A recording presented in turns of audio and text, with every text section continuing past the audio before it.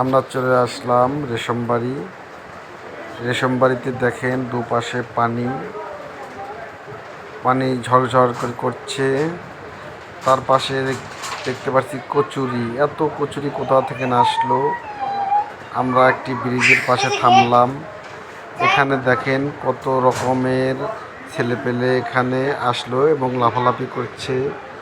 সেই পুরনো দিনের কথা মনে পড়ছে, আমরাও একদিন এরকম লাফালাফি করতাম। এই ছেলেগুলো লাফালাফি দেখে অনেক ভালো লাগলো। পানিগুলো কত স্বচ্ছ, অনেক ভালো লাগছে। মনে চাচ্ছে যে আমিও একটি লাফ দিয়ে গোসল করি। দেখেন কত সুন্দর, ভালো লাগলো। এইভাবে কার না ভালো লাগে গোসল না করতে। আপনারা আসবেন রেশমবাড়ি। তারপরে দেখেন ফাঁক থেকে একটি নৌকা ছেলেপিলেরে চিল্লাচিল্লি করছে। আমরা আসছি, আপনারা আসবেন রেশমবাড়ি থেকে। সবাই লাইক করবেন।